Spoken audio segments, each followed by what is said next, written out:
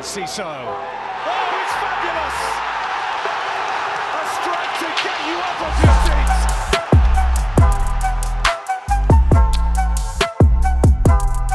Hello, welcome to Seagulls Social Season 4, are we at now? Season 4, Episode 10. something else, 10, that's it. God, it wasn't on my screen, so it sort of froze my brain a little bit there. But Brighton have not quite beaten Liverpool, but we could have done. We had plenty of chance in that second half, to be fair. But before we get into all the action, we're joined by the boys, Ben and Maz. Boys, how are you doing this after a pretty good weekend? Yeah, it's been good, man. Just been a long week, I think, especially like travelling a lot. But no, it's good, man. It was good to finally just... It's been a long week, Maz. It's Wednesday. It's Monday. Sorry. It's a Monday right now. I don't mean this week. The last couple of weeks, I think, have been a very long one. But it was good. And I think we were just talking about off air. Like the turnaround between games is insane now. Like playing Thursdays and Sundays, you just don't have like time just to like even compute the last game that's just gone by. Good weekend, and not a terrible result. But I think we could have done better. We could have won it, I reckon. But yeah, here we are. I do agree. And Ben, yourself, mate? Yeah, I kind of echo what Maz is saying. I don't think he said he's tired, but I'm absolutely shattered, really. really I am. But it was kind of good to watch the game yesterday. I didn't go to the game. I watched it at the Blind Busker with my friends and family, which was quite nice. Lovely little pub that. If you haven't been there, definitely do go. Nice. And yeah, probably had too much. Exactly, and probably had too much to drink for a Sunday, but had a well of a time anyway. What about you? Yeah, it's decent, mate. Yeah, no, pretty good. I mean, to be honest, I look at the game, right, and I think, as you say, I think we could have won it. I mean, we'll start with the first half, to be honest, because I think we started very well, and it was in the back of my head after Marseille that, especially after Villa as well, we are very prone at the moment. I don't know about you boys, it's a big talking point for me, of conceding goals quickly. So we almost collapse really, really quickly. And I don't know, it's almost like a bit of a bad habit that we've got ourselves into at the moment.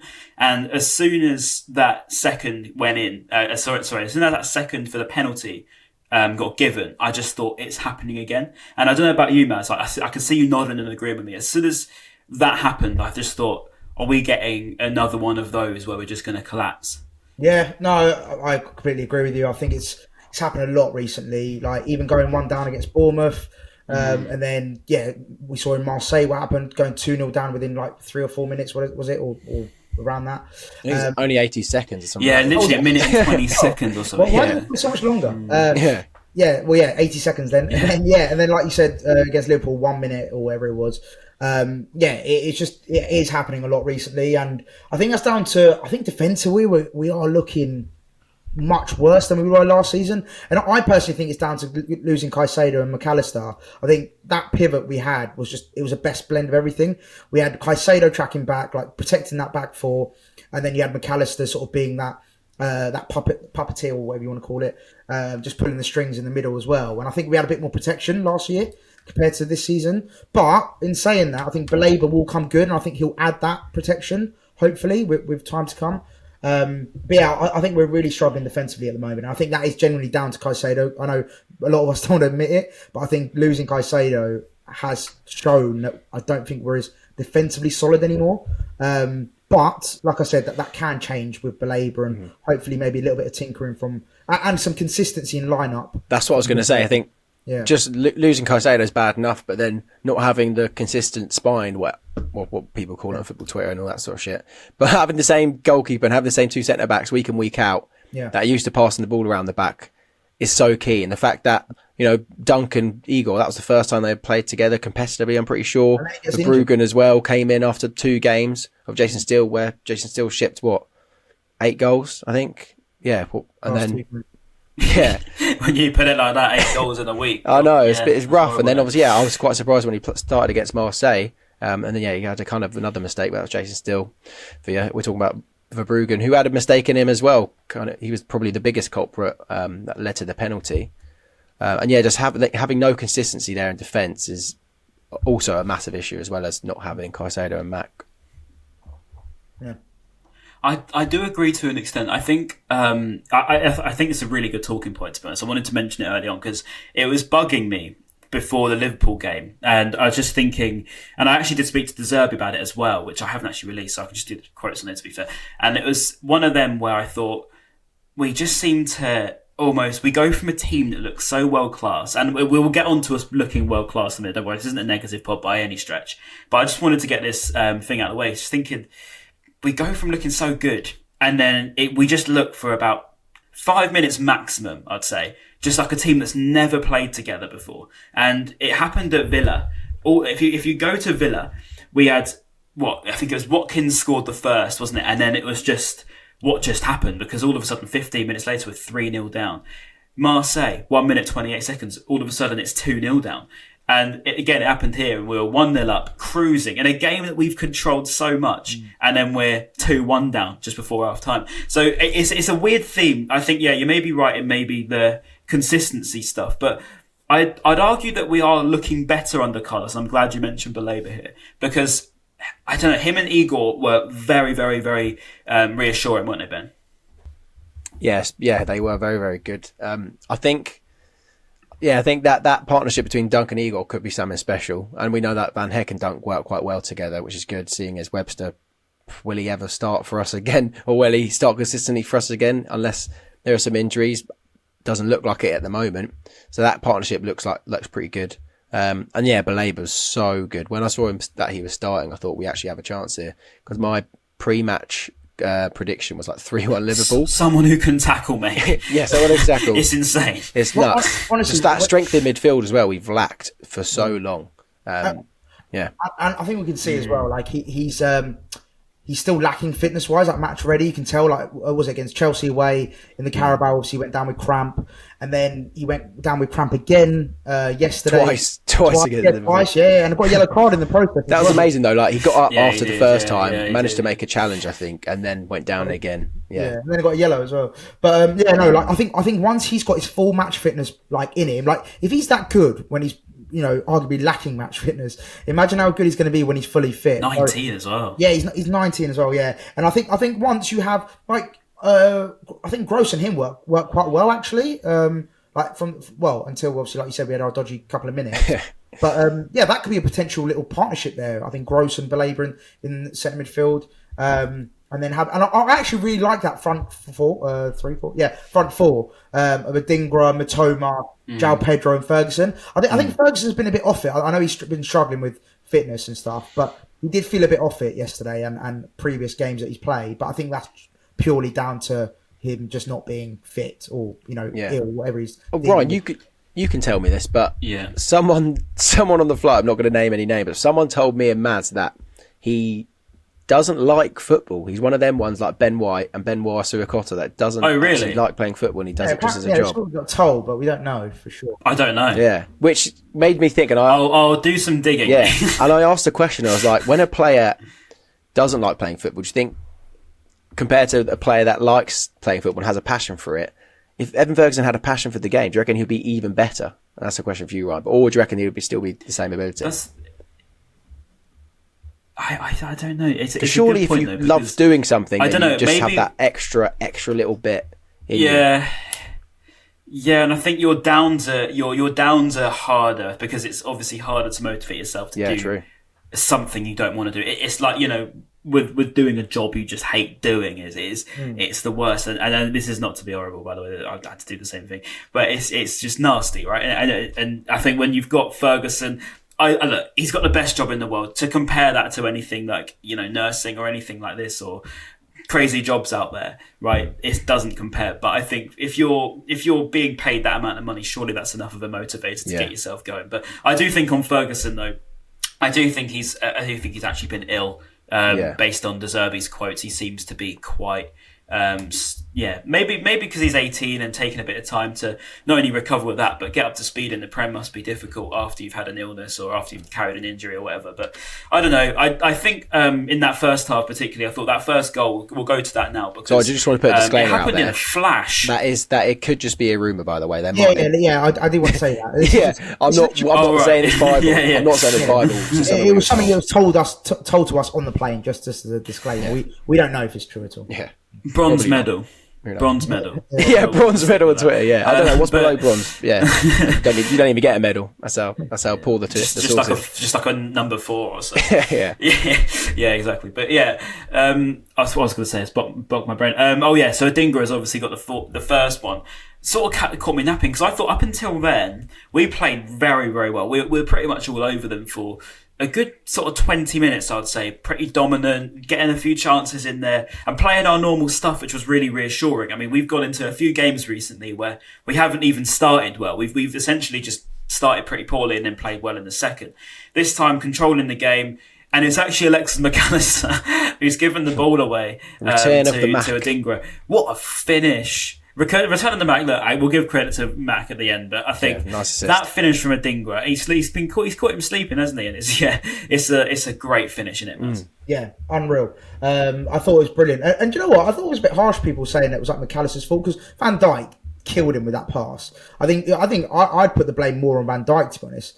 And then, but don't get me wrong. Yeah, fair point. McAllister could have done better, of course. He sort of just didn't react in time and got a nick ball. And then, like you say, Brian, Adingra's finish was unbelievable. Like, just that opportunist sort of strike. And he had the speed. Yeah, weak foot. He had the speed sort of like take that first 2-3 touches and then just wallop it from distance. So, it was brilliant from Adingra. I really like him. I think he's brilliant. I think he's a fantastic player. It's a shame that him and Matoma play on the same side because you'd start them both. I know he started on the right yesterday. Yeah.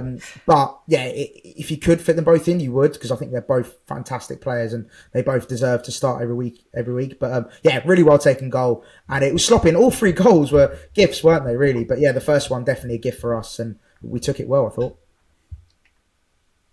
He was definitely got that fan favourite vibes, hasn't he, Ben? I don't know what it is about him. He's very raw, he's very naive, but I think it makes it better. I don't know. He's just so entertaining to watch and pretty unpredictable that it just makes you love him, doesn't it? Yeah, in the pub when he done like the Ronaldo chop, like I'm 5 years old, but he done like a Ronaldo chop on Robertson, and I just screamed in the pub. I just went, "Have my kids."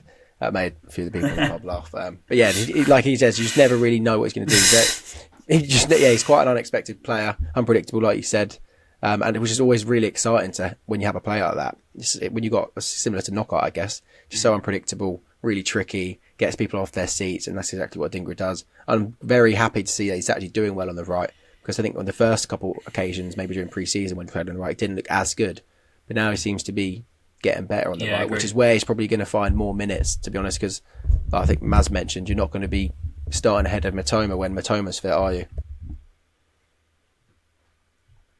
No, I do agree. And I think, actually, it's worth mentioning Matoma quick, actually, because he looks done. And I mean, like, he looks done in physical terms. I feel like he's just been played. And it was that conversation, wasn't it, over Bukayo Saka going into an international break. And just before we started filming this, Matoma has been withdrawn from the Japanese squad.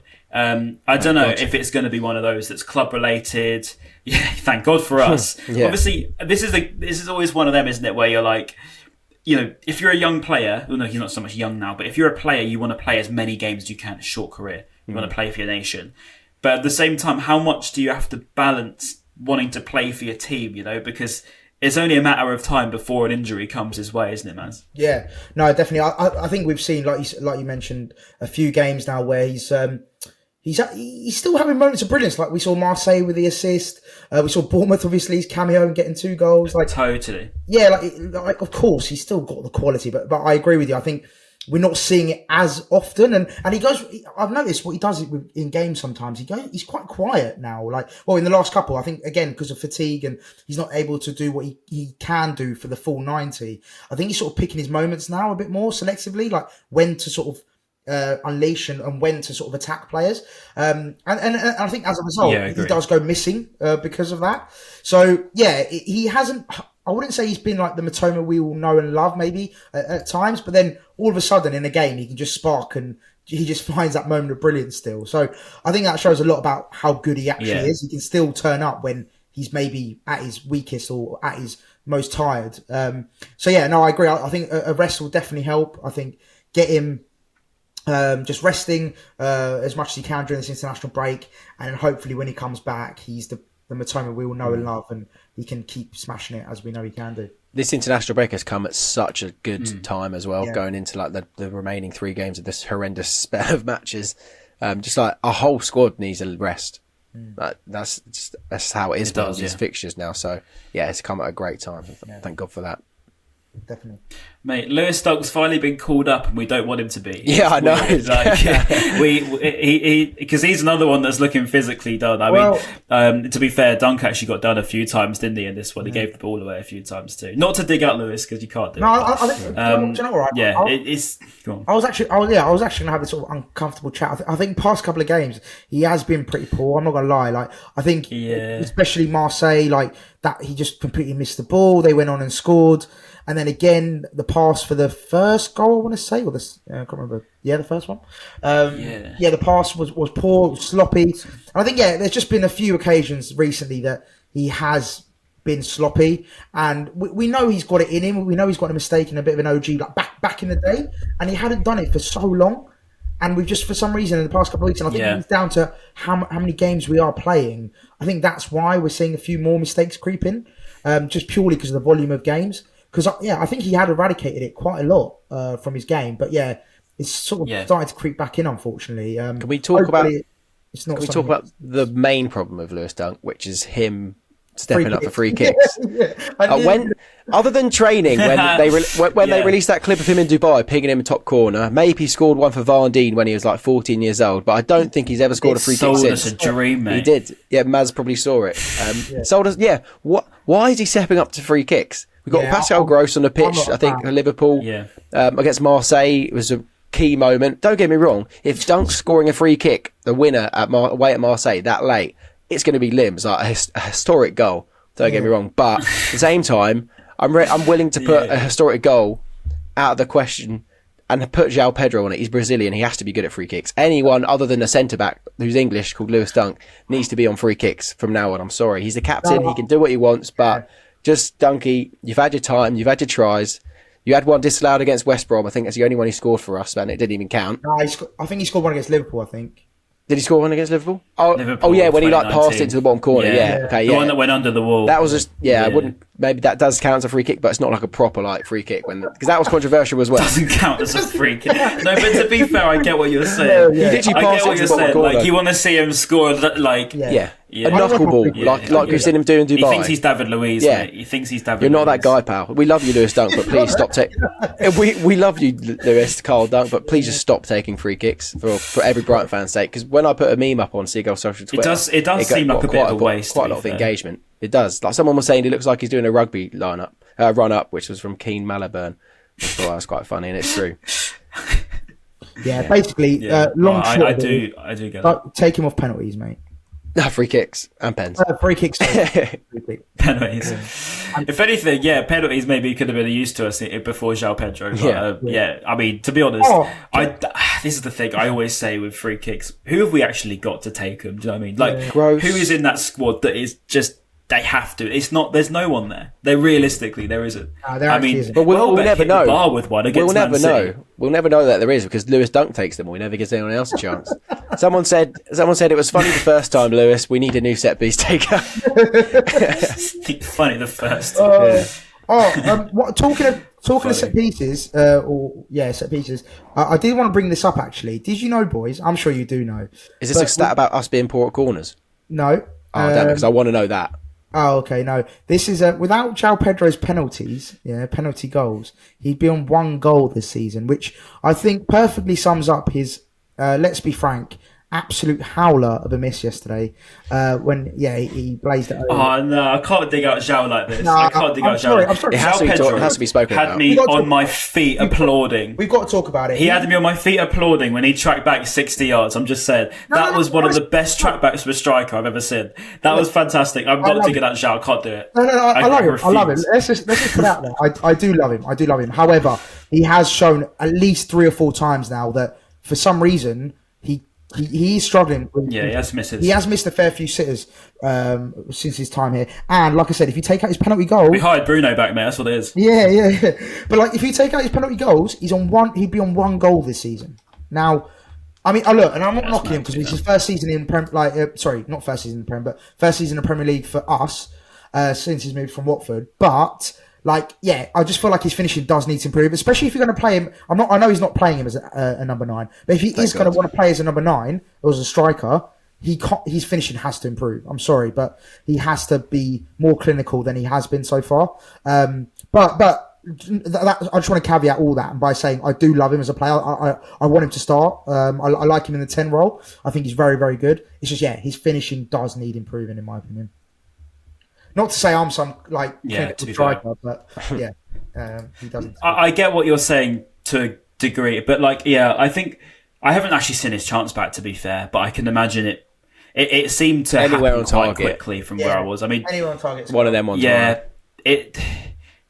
it's a shame, as you say, because I just thought he was fantastic yesterday, and I really did. Yeah. I thought he had a great game. I thought his overall link-up was fantastic, and it's one of them. And hopefully he does sort that out because he's got all the marks of making up that 30 million for being. But I do think he's definitely not a number 9. He has to be sort of as that number 10 role, floating on the wing, that sort of role. 100%, 100%. I want him in that 10 role. But that's what I'm saying. If De Zerbi sees him as a striker or an out-and-out striker, his finishing has to improve. But I don't think he is. I think, like how people talk about Gabriel Jesus now, how he tried to play as a striker for so long and he just wasn't a clinical finisher. And I think we might see that as well with Joao, is that, he's not an out-and-out striker. He is more of a number 10 or can sort of drift out wide, like you said, Ryan. No, I'm not knocking him at all. He's had a fantastic start. He's playing really, really well. It's just, Yeah. And incredibly yesterday, that wasn't the worst miss of the game. It was Gravenberch just when he missed. My God, yeah, Jesus Christ.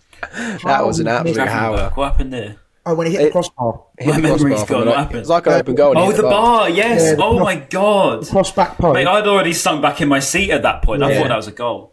Yeah, that was bad. I mean, it was a great cross, to be fair. Who was it crossed it in? I think Trent. I want to say Trent, maybe. I don't know who it was. Was it McAllister? Maybe it was whoever it was. It was a fantastic. I'm pretty sure cross. it was Alexis. Yeah, it was poor from us, to be honest. It was a great cross, but poor from us. And Gravenberch, I don't know how he's missed from there. I actually couldn't believe it. I was just like, what the hell have I just witnessed? But that was poor from him. Yeah. But I think we need that kind of... I thought, that sort of... Yeah, sorry. I thought that opening sort of 20 minutes of the second half, they definitely got back into the game, I'd say. I don't think that... They created a fair bit. They knocked the ball around a lot. There wasn't too much to really report on in terms of actual chances, apart from, as you say, that Gravenberch moment. I thought we really were... See, at the time, I thought a draw was a fair result. But then since I've come away from it, I'm starting to think... Actually, when I look back on that game and I'm reciting these sort of moments, I'm thinking, actually, we could have scored. We had that Joao Pedro moment. We had a couple of moments. Adingra as well. Actually, worth mentioning when Evan Ferguson was still on the pitch. Just remembered he sort of pinged that Harry Kane-esque ball from deep, didn't he?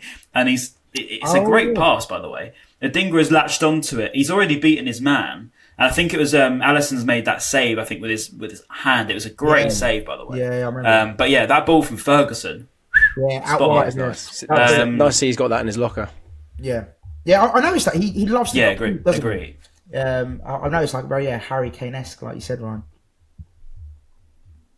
Yeah, it's interesting, isn't it, with Ferguson? I mean, as you say, he's been in a bit of bad form, but that overall game is exciting me because I love a centre forward that drops deep and can actually create a chance because we haven't really had one apart from Welbeck, probably that I can think of that can drop back and do a job. Murray maybe, but he lost his legs by the end of it. But I think, as we said already, I think it's worth mentioning the man who has not got the plaudits, I think, but completely deserves them, is Solly March. Yes, I thought he was brilliant at left back. As we knew he was Solly, we knew Solly was great at left back.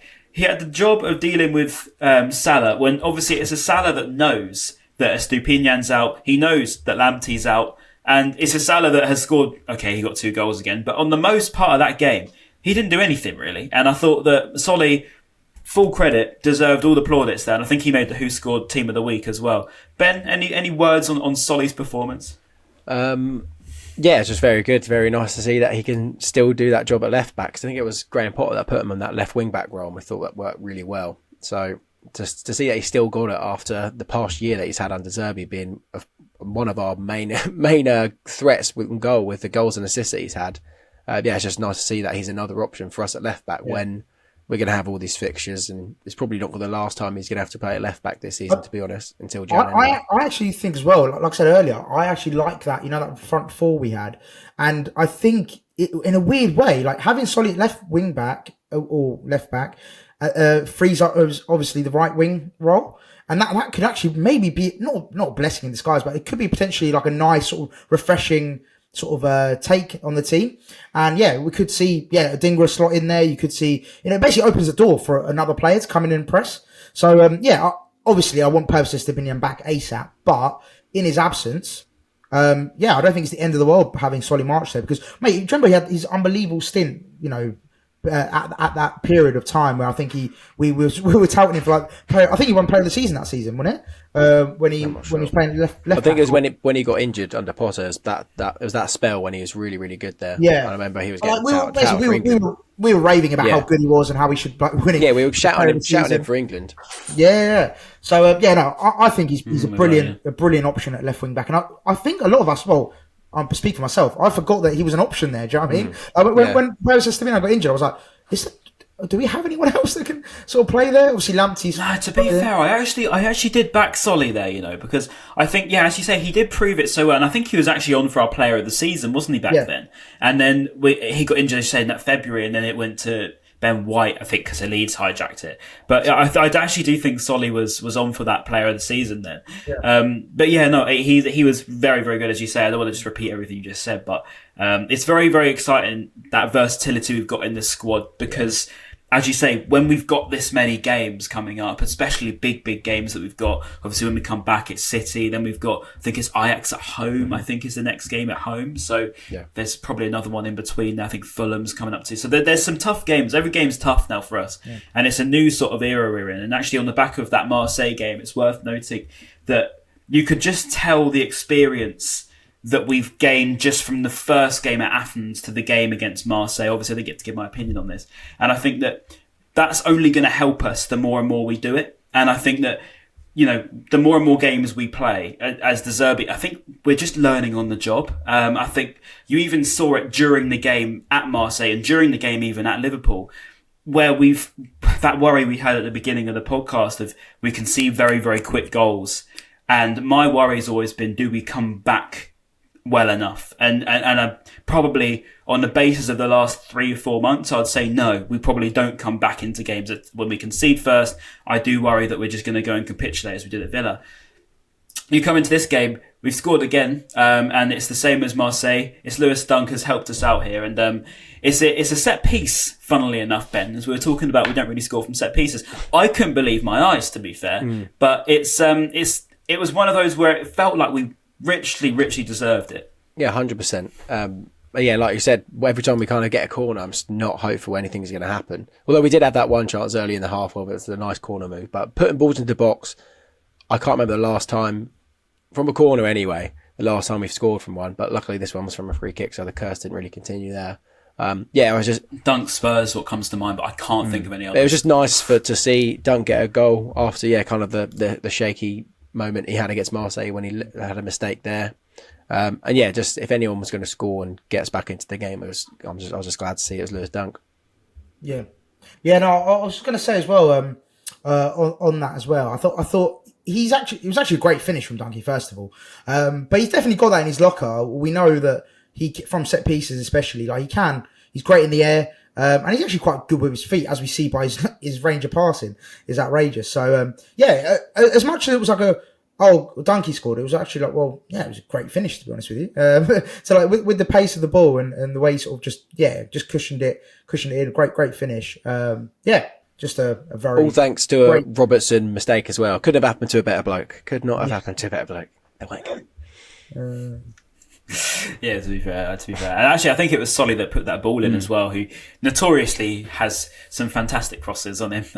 Wand of a left foot. I always... Solly, when it comes to... I absolutely love Solly's rise in the last few years, but okay, that's a great ball in, but please don't hit the first man every corner. It drives me mentally. It's one of them pet peeves in football that I just can't deal with. How can a professional footballer not beat the first man for a corner. It drives me mad. But yeah, finally we actually didn't, and that was nice to see. As I say, it was a bit of a shock to the system, to be honest. But as another player I was going to mention that it's gone completely out of my head.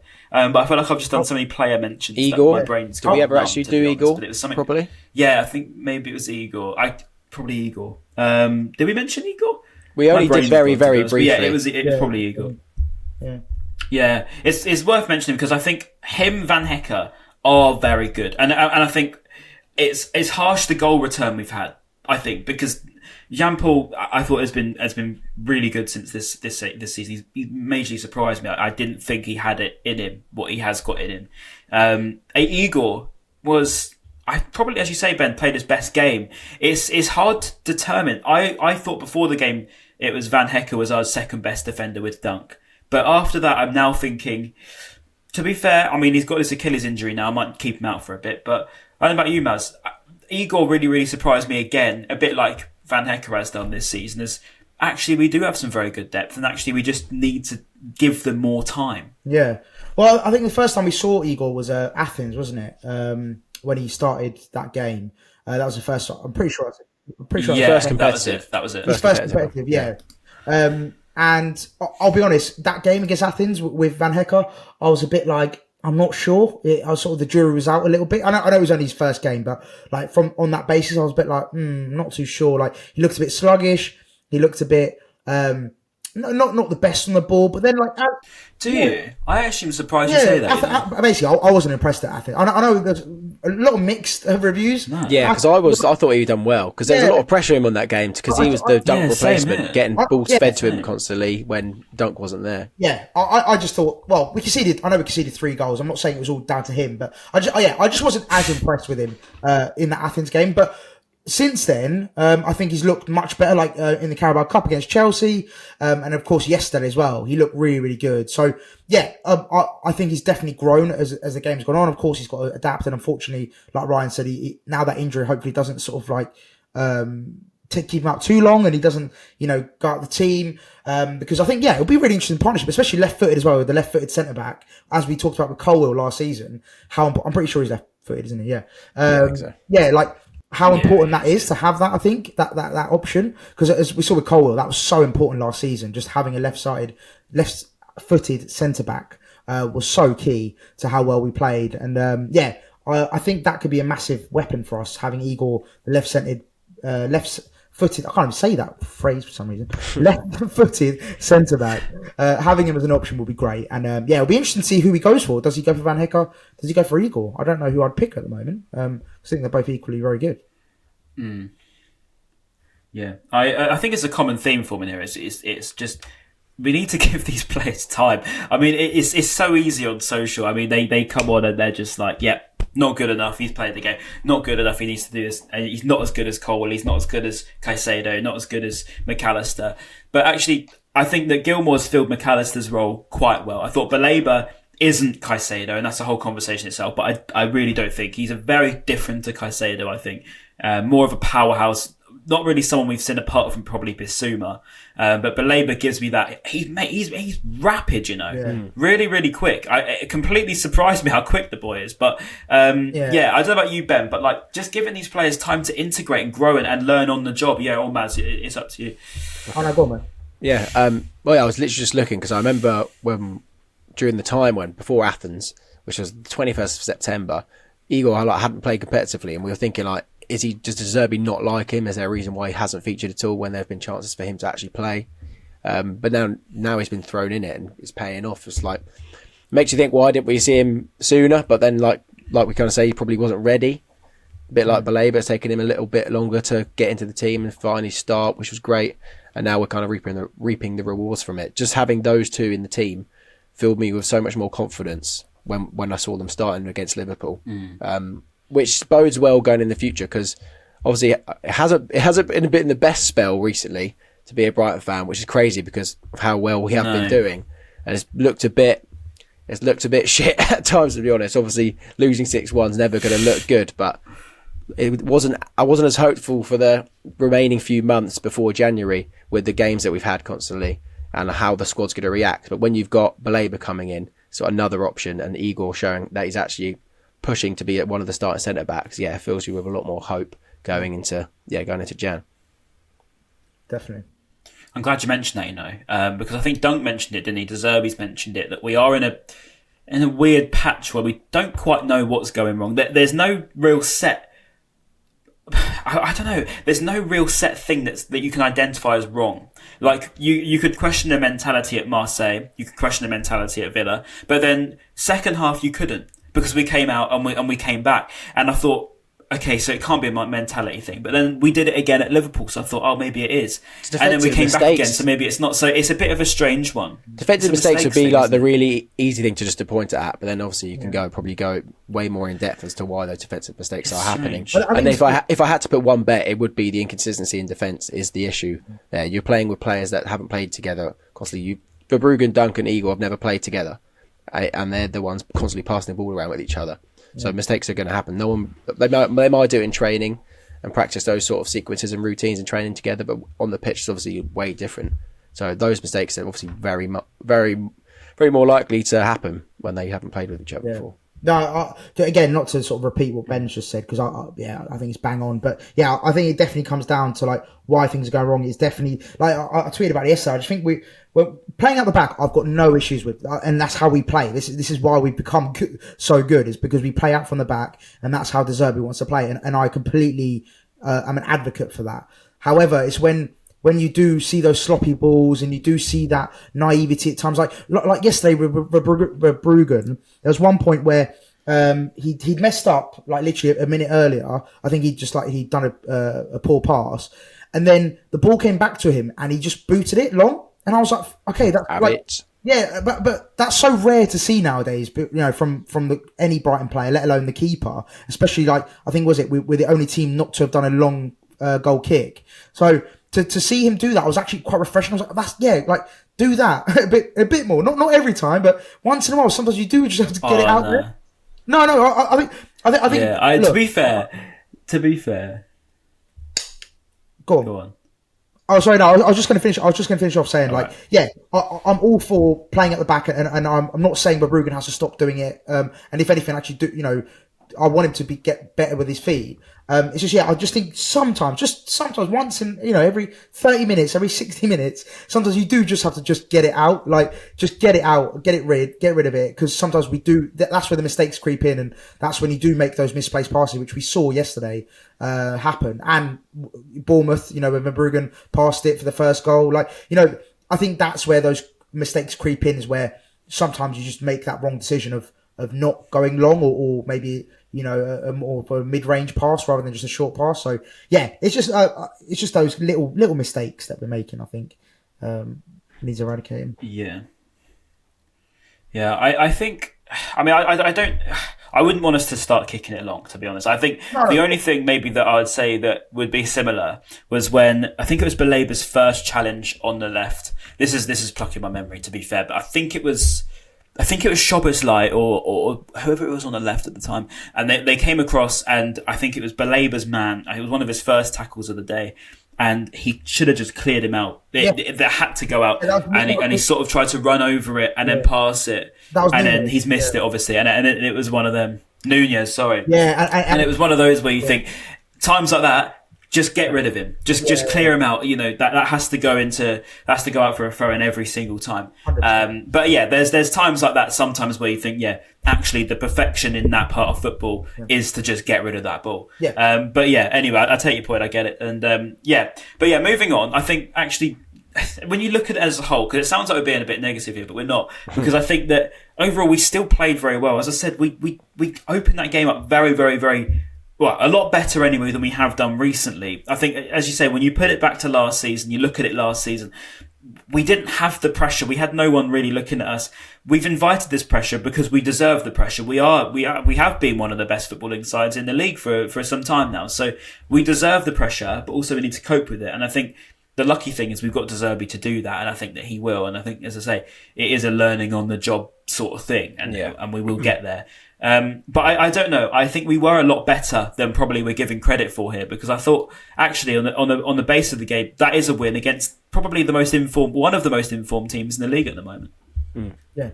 No, definitely. That's open, by the way. You can take that as you will. No, definitely. I think to get a point against Liverpool, like you said, this season, I know we've played really well against them. Like past few seasons, we've actually got some really big wins against them. But this season, considering how well they're playing, to go away with a point is not shameful at all. And especially with the way the past few weeks have gone, I think, if anything, it's actually more impressive considering we've not been at our best. To get a point against a very impressive Liverpool side, I think it's great. Yeah, and definitely, it's definitely positive. Like you say, we're pointing out a few negative things, but on the whole, we're still happy. To get a point against Liverpool is brilliant. And before the international break, it was really key, I think, not to lose.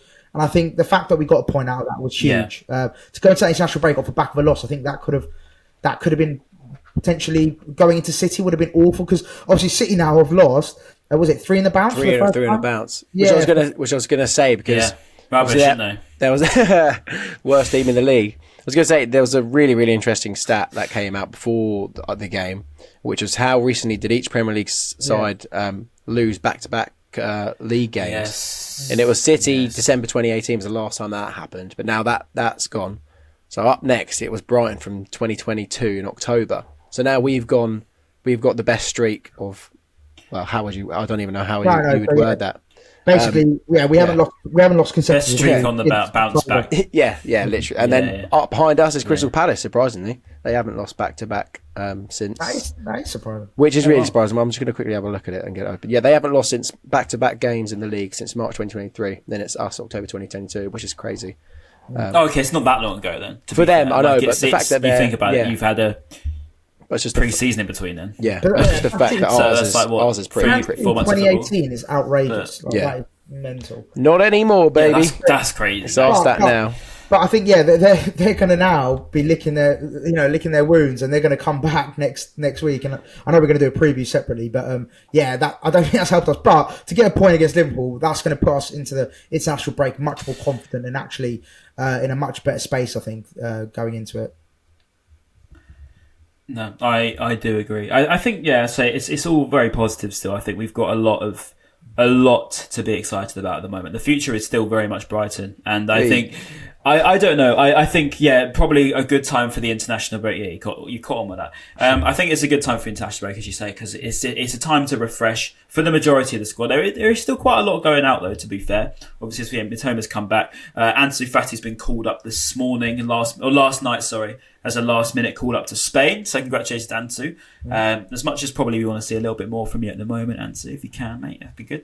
But final mention of the whole thing, because I think it's a poignant moment. Unless, Maz, you have something else. Just quickly, I did want to ask you boys what you thought about the Pascal Gross incident, because apparently, by the letter of the law, that should have been a straight red, but I'm unsure. I thought it would have been hard. I was going to say, never read, mate. Never read. No, it's fine. Sorry. I saw a replay where the referee actually went to his pocket to get a card out, and then for whatever reason stopped. So I'm assuming he got something in his ear saying it's not a red card, like don't book him, or as in it's not a sending off. But then maybe in his eyes he was like, it is a sending off. So I don't know if there was some kind of like miscommunication with VAR. Well, he must have got a yellow from it, surely. I don't think he did. I'm from memory. I don't think he did he? Well, I think if we got away with that refereeing performance in general was abysmal. To be fair, yeah. I mean, we had a few stinkers. To be fair, the annoying thing about obviously which we didn't speak about, the Virgil van Dijk incident where he hit his hand. We're against Luton. No, but Baz, let me land. But against Luton, it hits Dunk's back and then hits his arm in very close quarters.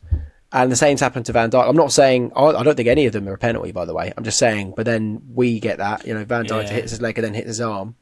Where's the consistency? We say it's every episode. Where's the consistency? Yeah, why is Dunk? Although they did apologise for Dunks, didn't they? I think they said that they got that incorrect. But luckily, we won the game. Luckily, we won the game like 4-1 anyway. But it's just classic. Replay. Just on that quickly, by the way, Gross didn't get booked for the penalty. Wow. Okay, that's pretty mad. Yeah, but I agree. It does come down to poor officiating, simple as that. Like, there's one rule for some teams or certain incidents, and then there's another rule for another. Like, Big six. There's just no consistency, like you say, Ben. Unfortunately, and honestly, I don't think we covered it as a 3, but that PGMOL